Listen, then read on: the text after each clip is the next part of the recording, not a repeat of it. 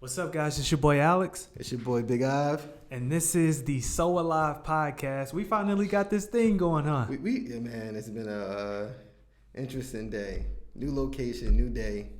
It's happening though. It's every single time. I don't know why. Holding the camera, the microphone. I can't stop myself. I like holding the microphone. Explain to the people, because I get a lot of questions about this. They like, yo, man, the podcast is dope. I like the topics you guys are talking about.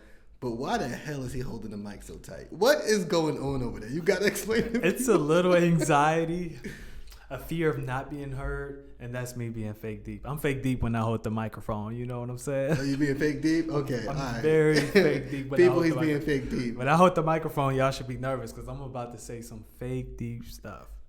All right? You're making me nervous. Hey, yo, come on. Because today's topic, I don't think you could be fake deep. We might get canceled. We might get canceled. And look, if we do get canceled, it's mainly because of me. Because this is a touchy subject right now, at least for me. I wouldn't, for you. Okay. Yeah. Well, I wouldn't say that it's touchy. Okay. Right? What I would say that, I'm not going to lie, this shit touchy. Right? Because it depends. Like, we're in a state right now where you can't even have a conversation with people. Yeah. Right? So if there is a topic you want to discuss and you want to have a conversation around it, ultimately, if someone doesn't like what you say, instead of like providing information or context or enlightening you, they're canceling you. So hopefully, we can have a dialogue about it, be honest about it, and really try to figure out where the root of all of this has come from a man's perspective, right? So we don't like to speak on a woman's behalf when they're not here. And one day, we do hope to fill these seats with some guests and we can go some back and forth. Mm-hmm. But today, let's kick it from the game, from the streets. So the topic today is Black women being the most unprotected group in America. Yeah, I've seen it online where it's like, Black women just aren't protected. Well, let's read the picture that we have here. Okay. It says that the most disrespected person in America is the Black woman. The most unprotected person in America is the Black woman. And the most neglected person in America is the Black woman. And that's a quote by Malcolm X. And I've been seeing that all over Instagram, all over Twitter, all over YouTube. And instead of like automatically getting defensive and saying, man, these chicks don't know what they talking about, right? The first thing I wanted to do was say, where's the root of this? Yeah. You would know, right? I mean, but all right, so let me ask you this. Let me flip it. Mm-hmm. Why do you think that people are sharing this quote today? How much time do I have? You got some time, buddy? Well, to be honest with you, we had a very dynamic year, right? And I just want to kind of take a screenshot of what has happened this year, right? So we started off with COVID. Yeah. We started off with Kobe. Rest in peace, Kobe. Right? R.I.P. to Kobe. So we started off with Kobe, then we rolled into COVID. Then we rolled into another civil rights wave of equality, civil rights movement, how people are being treated. George Floyd, right? Breonna Taylor. Please arrest Breonna Taylor killers and murderers. I don't know their names. I'm sorry, people. I don't because I've been tuning out from social media. But please arrest the people that murdered Breonna Taylor. Yes. Justice. And I think around the Breonna Taylor, murder is really where this started to really pop back up. Yeah. Because we had the Black Box on Instagram, people protesting, Black Lives Matter. And then when it came to Breonna Taylor, it kind of fizzled out in regard to the effort and the energy and the intensity around really trying to bring this woman's family justice and bring her justice. Mm-hmm. And this quote popped back up saying that's messed up that Black women are on the front line of every type of advancement for people of color, specifically Black men. Mm-hmm. But now we're trying to fight for this, and where are you? Yeah. Right? So that's where that came from, I believe. Okay. So, do you agree with the quote? I agree with the quote. I agree with the quote because I'm not.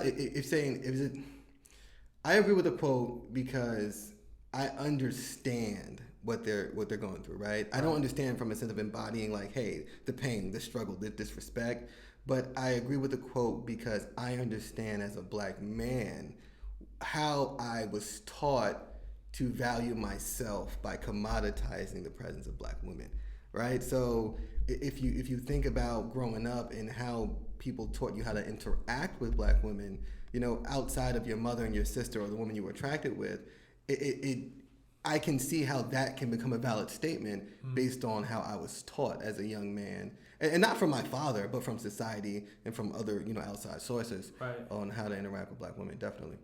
So, like, how would you describe your interactions with black women growing up? I mean, it's been love. Like, I feel that I would be a quarter of the man that I am today if it wasn't for black women. Yeah. Like, a lot of people think that, like, when I say, like, man, listen, the only reason I am where I am today is because of black women. Yeah. Like, supporting me, instilling the confidence inside of me, basically being that bridge to be like, hey, I see the potential in you. This is a resource you should look into. This is a book you should read. I know somebody. Let me help you out. Let me drive you. Let me take you. Do this, do that. Mm-hmm. It wasn't my homies. Yeah. It was black women, Yeah. So, my relationship with black women, I genuinely feel that from my point of view has always been a blessing. Now, I know that the outward emotion of things that I have done because of like emotional ties, relationships, there may be some parties out there that may have some perspectives and stories. As I was growing as a young man, I definitely hurt a lot of women in that process that I'm not proud of at this point. Mm-hmm. But I can definitely say that when I think back on my life, I appreciate every single black woman that definitely helped me get to the point that I'm at today.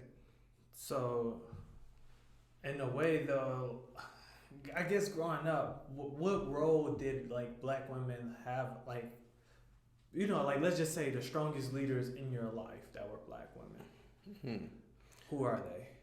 I mean, my mother definitely, first and foremost, she's a hardworking woman and she set the tone for like, hey, like without saying like, look at me. Yeah. I'm the captain now. Like my mother never said that, right? Yeah. But her actions did. Yeah. So she, hardworking woman. I remember when I was in high school, she went and got her master's while working a full-time job, taking care of 3 kids and a husband. Yeah. Like she made a decision on her own. Yeah. So just her raising the family and seeing like, wow, this is a strong woman. Mm-hmm. That was the first example. Yeah. The second example was my sister, right? So I have an older sister, about 2 years older than me, about a year and a half if you want to be technical. Okay. And I've watched her grow right before my eyes, from protecting her when I was a kid, yeah. Her bossing me around, to her going to high school, going to college, getting her master's, just growing as a woman and seeing how she had to face adversity, face trials and tribulations while trying to find herself and manage her emotional stability when interacting with men. I'm like, man, it's tough. Yeah. But even beyond that, I had aunts,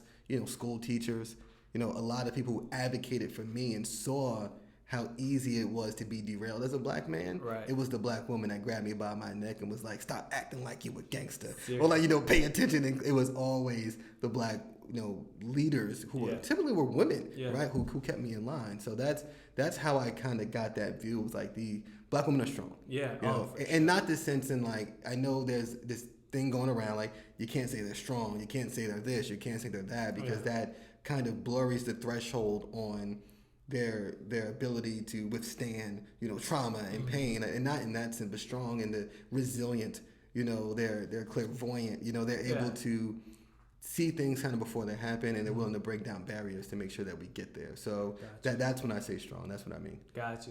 Yeah, I was curious, man, because it's like, growing up, for me, same situation, black women played a huge role in how I developed the person that I am today. Like, of course I give props to my father and stepfather, but I will say, as far as leadership goes, it was really black women. My mother, every job I had, there was a female leader. Yeah. So my managers were all leaders growing up. Oh, wow. Yeah. So, Miss Shelley, Miss Ross, thank you so much, Miss Page, Miss White, those women played a huge role. And even if you think about it too, I don't know about you, but elementary school, middle school, Miss Woods, Miss Moncur, shout out. Yeah. Miss Wedlock, what's up? A lot of female teachers. Yeah, definitely. A lot of teachers were females that were black.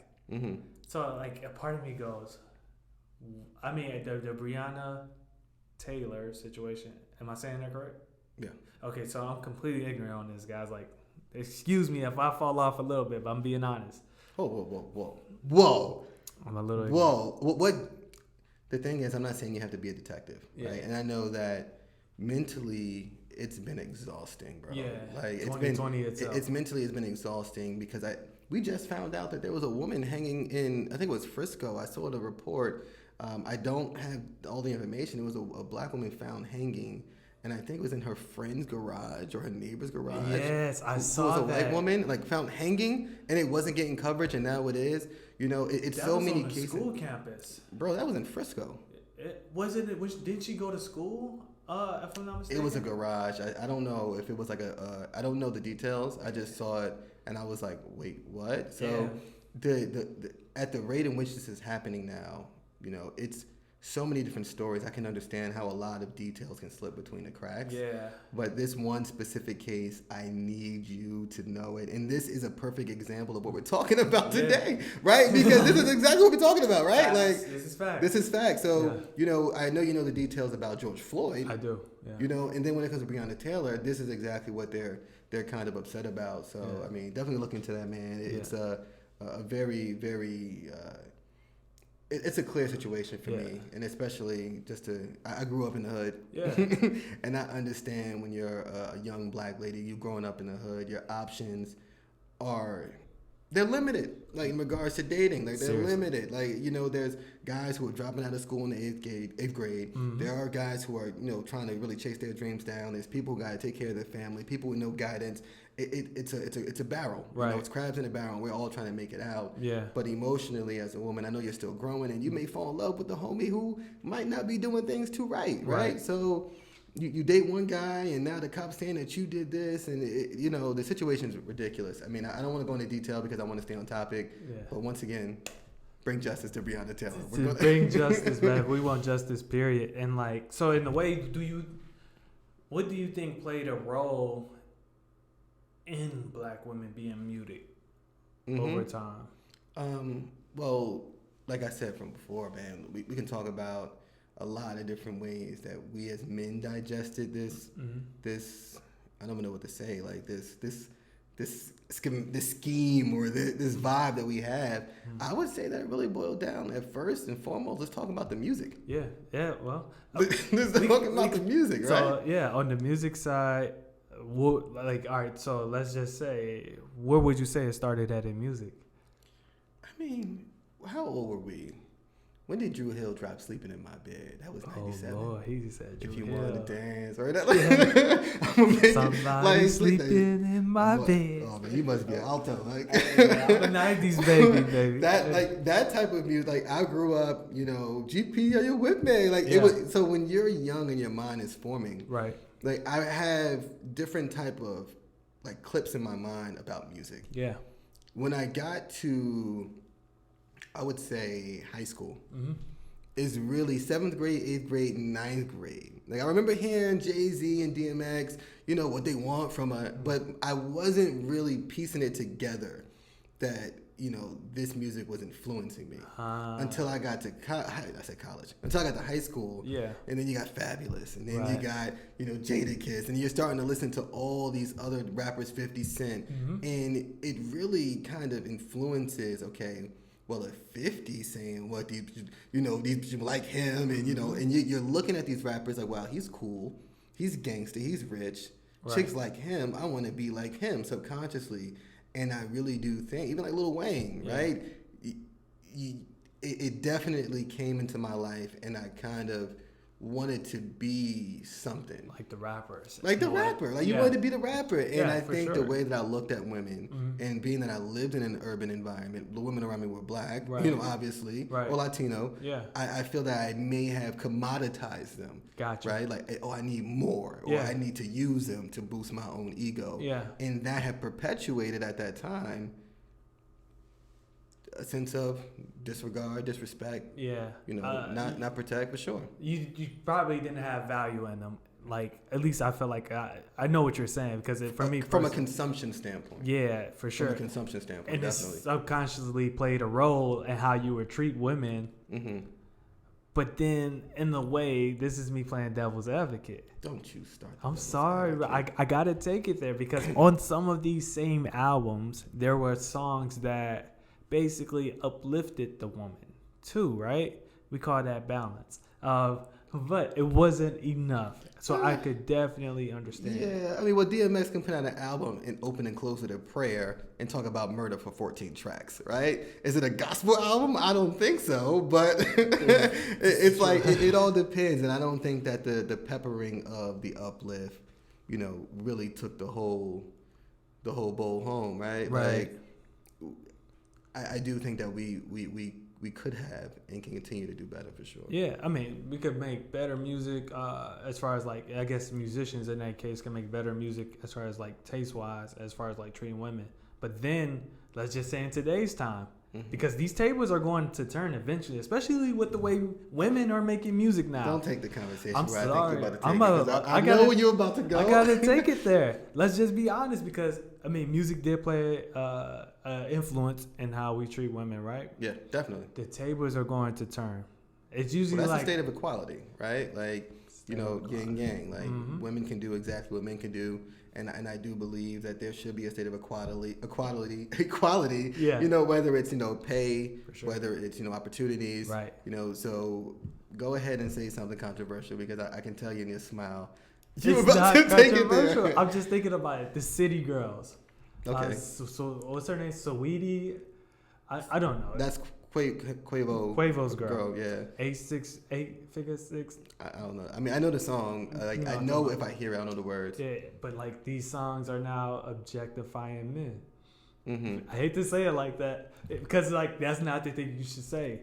But in a way, now we're shifting the focus towards women.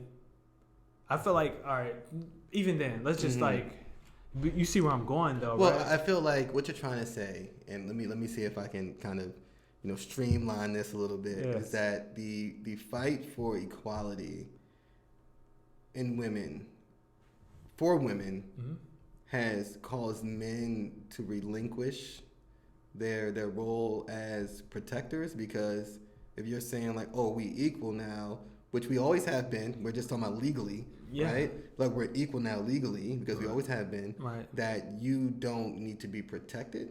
Like, I mean, I'm not saying that's what you're saying, but is that what you believe, the kind of, like, oh, well, if you want to be equal, then this is how it is that you feel like that's kind of...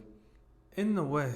I mean, I personally feel like the whole statement itself, with our backgrounds, the type of guys that we are, we protect our women. We the good guys in the bunch, right? So when I hear that black women aren't protected, I go, where's this coming from? The Breonna Taylor situation, I totally understand.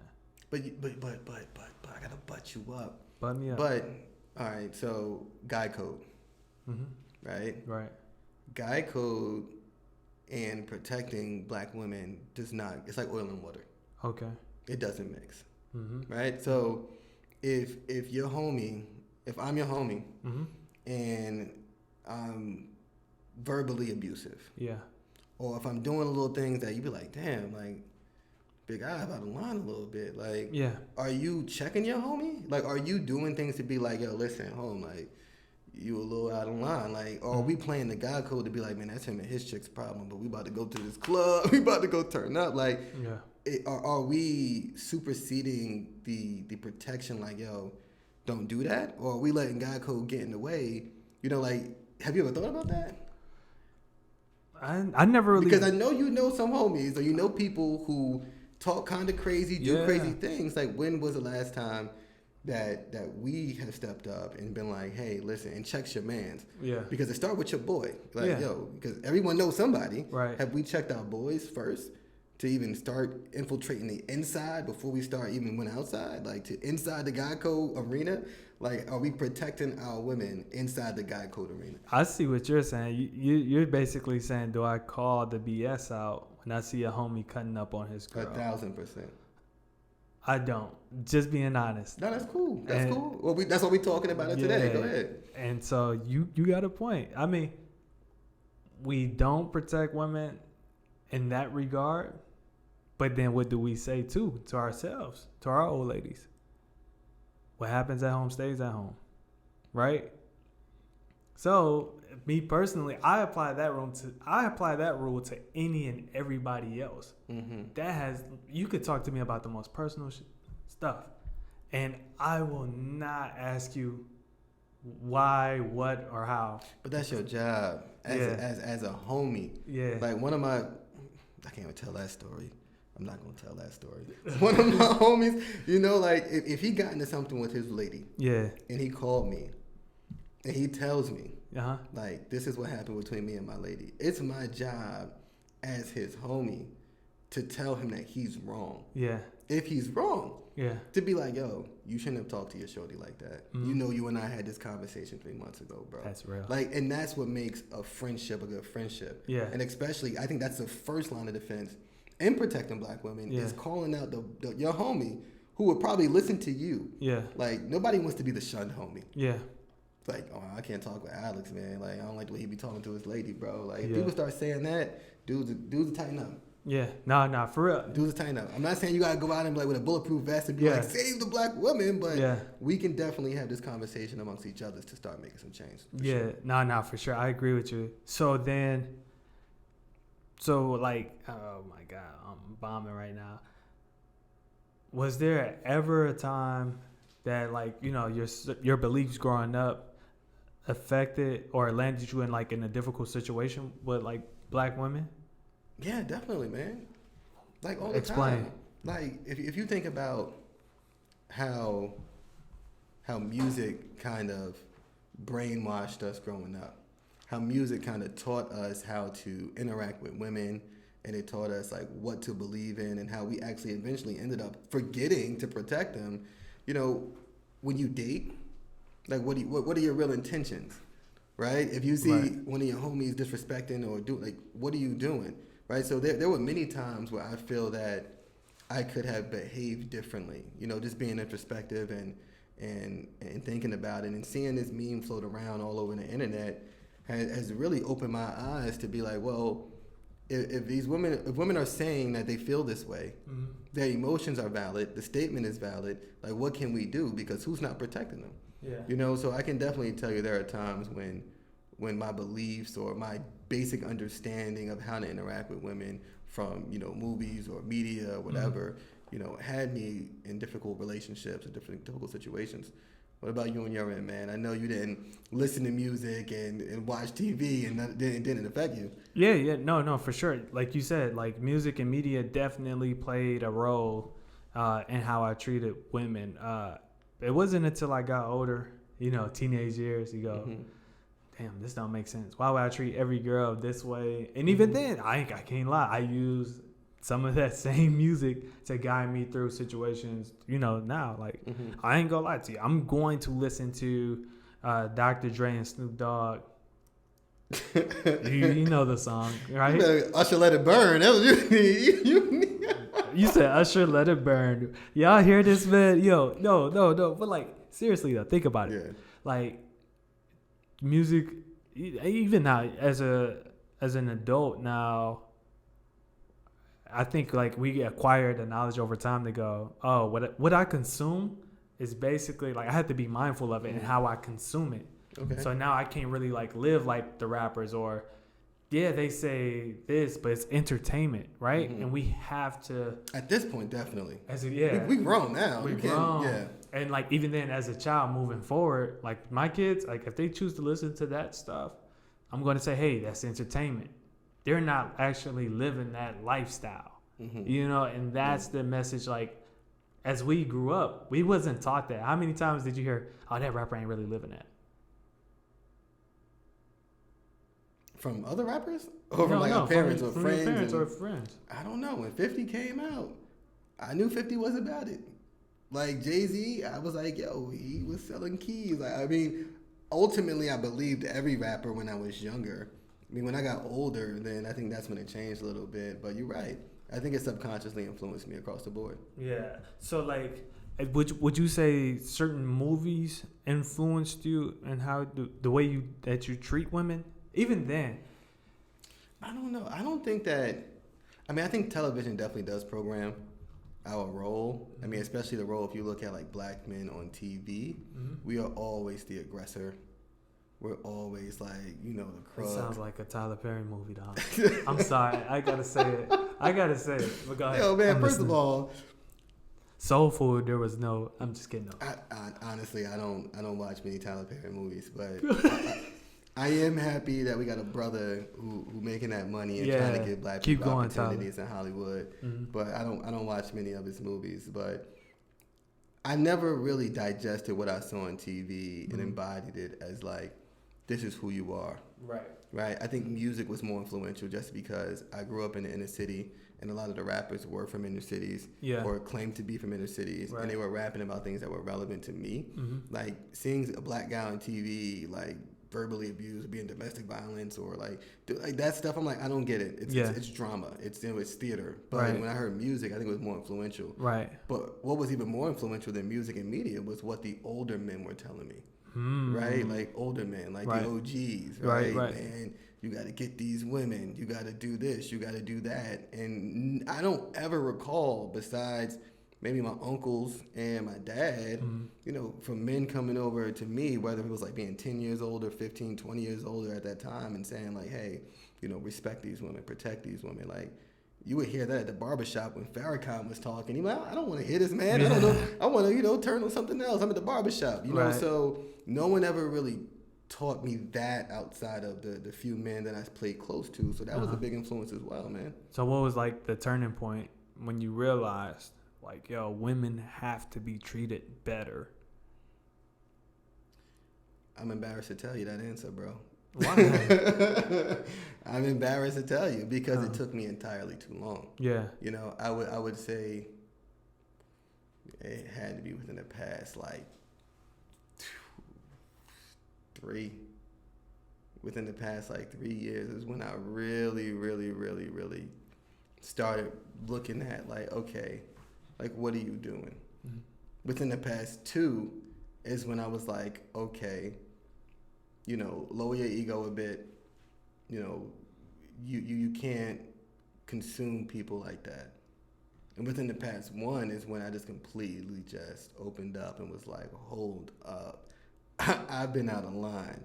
Yeah. Like I always feel like a hypocrite at times because I knew better and I should have done better. Yeah. In protecting and also like respecting and empowering, but devil had a hold on me, man. Yeah, devil had a hold on me. Trust me, man. I'm the same way. I learned, like you said, a little too late. Yeah. But, you know, moving forward, though, how do you think we, and when I say we as black men, can treat women better and even make sure that their voices are heard, that any injustice that happens gets heard? How can we do that? Now we talking. What is the first law of thermodynamics? It is. This man just talking about now we talking. Yo, because you got me thinking. Yeah. And the first law is that energy is not created nor destroyed. It's just transferred from one object to another. Yeah. Right? That's the first law of thermodynamics. And if you think about that, we come from black women. Mm-hmm. So we come from them. Right? That energy that within them, that power that's within them, it's now pumping in our veins. Yeah. So realizing that we are of them and we are from them, right? Every man has, you know, a feminine side and a masculine side, right? And we need to understand that we are far more connected to them than we actually pretend that we're not, right? Yeah, like we need to realize that, and we need to realize that, you know, it kind of starts with an internal assessment of who we are. And I think that struggle of understanding who you are as a black man in this country is a completely different conversation that we probably had, a couple of weeks back. But, really understanding who we are, why we're here, what our role is, and what our role is in comparison to the black woman. I think that if we asked those questions and found those answers, we would definitely take pride in being a protector and definitely take pride in preserving and making sure that they had the same opportunities and the same type of advancements. And we'll be frontline. Nah. I don't think that we ask a lot of questions internally as black men. For sure. That's why we don't respect and we disregard black women, because we're not getting answers about ourselves and for ourselves. Yeah. And even then, what would you say as far as the media goes, right? Because we just talked about media consumption. What does the media need to change moving forward? Media is not going to change, man. Media is not going to change. I don't think that there's anything that the media will ever do. But then, in a way, as crazy as it may sound, and even though I still will listen to Dre and Snoop, that one song. I'm never canceling Dre and Snoop. Well, let's not get it twisted, right? Right, yeah, for sure. I'm not saying cancel them. You know one song, though. I know you're talking about. But making music like that moving forward, do we stop supporting it as a culture and start going towards the guys? Or let me say this. We start supporting more guys that are more honest with how they treat their women. Like, even then, I could respect a Jay-Z, not just because he's Jay-Z, but the amount of vulnerability that he has had in his music. And then as of recently. But he definitely made Money Cash hoes. Yeah, he definitely made it. And that's a very good proof of time of what program does, right? Yeah, proof of time too, right? Because now what does he do? He uplifts his woman. He makes sure that he is on the front line for women. I think even then he stopped calling women B words in his music once his first daughter was born. So do we support more guys? Do we encourage more music artists and support music artists that go that route? Or do we take a step back and say, dude, you talking reckless. I can't support this. Well, I'm not an artist. So I know when it comes to music, there is a state of some type of creative process or creativity that I believe is based off of things you've been through or some unexplainable energy and vibe that you want to verbally express. Right. And that's unique to each individual person. So I can't control the creative process of artists. Right. Now, from a consumer standpoint, that's what I'm talking about. Honestly, I have zero faith that as a culture we can collectively come together and cancel anyone. Wow. I'm gonna say it. I don't think that we can cancel anyone. If it's for protecting black women, if it's for protecting black men, it's for preserving our own selves. Yeah. I don't think as a culture we can genuinely cancel anyone. Hell, we can't even cancel Gucci. We can't even cancel Gucci. Yeah. So, I mean, when you look at the media, I don't look at the media for direction, just like I don't look at the government for direction. Yeah. Right? Like, I'm an individual. So I think that really, like I said, being introspective and looking within ourselves as black men to really say, okay, who are we? What are we doing? What is our role? And really uplifting ourselves, I think we'll automatically take on that responsibility to protect black women. Gotcha. So if there's anything you want to say to the black women out there who are listening, because we everywhere. You had a lot. Like, what would you say to the black women? What would you want them to know? Man, like, I want to be as succinct as possible. I mean, myself, and I can only speak for me, and I'm pretty sure that it mirrors, other brothers around the world, is that, we love you first and foremost. Right. Like, nothing's more beautiful than a black woman. For sure. Right? The most educated and the most successful, class of women in America right now. Yeah. I don't know anyone else that can get, like we were talking earlier, about just understanding. Right. Like, hey, look at that over there. Right. And she looks at you and she'd be like, yo. And you'd be like, yo. Like, just a general, black women understand me. Seriously. And I love them for that. Yeah. I always had a fear that as I grew as a man, I would have to explain to whoever I was dating that, like, hey, I grew up like this. This is how like I think. This is where I'm from. This is like how like just have to explain to her how I had to struggle to grow. Yeah. Because she would see my career, my job, my car, my house, and think I had it all figured out. Yeah. And I genuinely feel that only black women can understand the struggle that a black man has gone through to grow. Yeah. So I genuinely just want black women to know, like, if you don't have anyone else, you got a brother like me. You got Big Ive out there that genuinely like supports everything about you, the color of your skin, your hair texture, like the way you dress, your attitude, your articulation, everything about you, your emotions, your spirituality, like anything about a black woman, everything about a black woman is a straight vibe. You know, and I think that as black men, we have gotten to this state of consumption, of black women and not really the preservation of black women. And I think that, we genuinely need to figure out how to do that. And it starts with a state of maturation. Yeah. I can only speak like this now from a standpoint of I've been there. Mm-hmm. I've done that. I've grown from that. Yeah. But black women need love, they need protection, and black men, we need to be a little bit more introspective on our value, and that extends to them as well. Agreed. So. Well, you definitely changed my perspective today, and you informed me. So I want to say thank you. Hey man, you mean that, man? I appreciate that. No, I gotta say this is not for the cameras. He just said that he thanked me. I appreciate that. Yeah, seriously. No, man, listen, that's what we do this for, bro. Yeah, and for sure. So like, if you're paying attention, man, basically, like, listen to our black women. Make sure that they're heard. Support our black women. Yeah. And if you're a black man, go ahead. stand next to a black woman. Go ahead. That's both vertical and horizontal. Come on, yo, how you gonna toss it out? I'm sorry, y'all. No. I'm sorry, but get to know a black woman.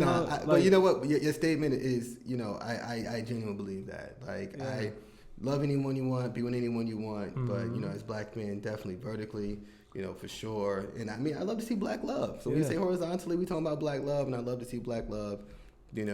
Definitely a good thing that I love to see. I'm just giving you a hard time. I know what you mean. I know. Even then, I kind of objectify women right there, so I apologize.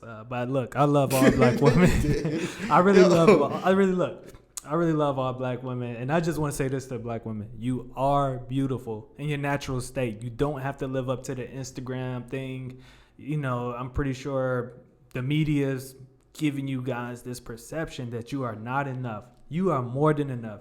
Actually, you're everything that we need. So keep going strong. Keep supporting us. We're going to keep supporting you. Good guys like Big Ive and me, we're going to love you to the day we die. And even beyond, even when we go to them heaven gates, if you single and I'm single, just know Alex shooting this shot.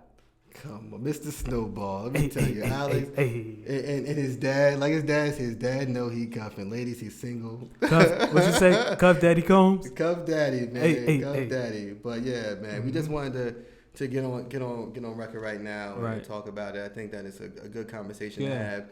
Even though we joke and we kick it, mm-hmm. I think it's still a serious overtone for sure that we need to talk about. I mean, is there anything else you want to discuss around this topic, man? I mean, I can't really say much, man, because long story short, like I agree with everything you said. Mm-hmm. Like I said beforehand, coming into this, you knew how I felt. Yeah. I was like, hey, I think it's some feminist thing, and then come to find out, this is about justice. Yeah, justice. Mm-hmm. I'm all for justice and equality, mm-hmm. day in, day out. I don't care if it may hurt my ego. That's ego.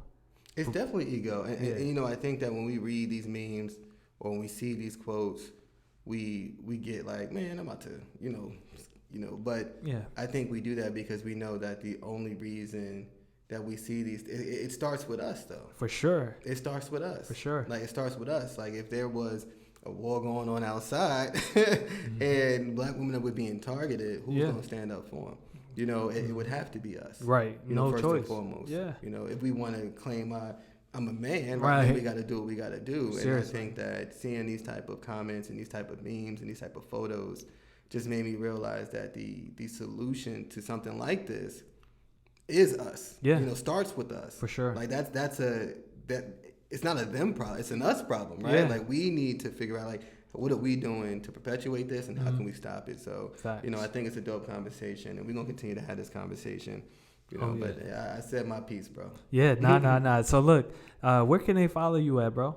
Oh, of course, man. Follow the So Alive podcast first and foremost. First, follow that, please. Foremost, we need all the followers. We need all the subscribers. What else we need? Yeah, listen, we just need that. We everywhere. We need that. But you can always follow me on my personal, BigIve.361. Yeah. Definitely. You can always follow me there. Yeah, and if you guys have any topics like, or you have anything that you want us to discuss, even if you want some advice, hit us in the comments section. We don't mind. We going to pay attention to it, and we going to give you the love and affection that you need and the game that you need. So follow us at So Alive Podcast. You can follow me at I am Alex J. Martin. That's everywhere as well. So tune in, subscribe. Tune in, subscribe. Don't hesitate. Now, if you hesitating, that let you know you should just go ahead and subscribe, man. Don't hesitate. Don't hesitate. Hit play. All right, man. I'm out you. Peace.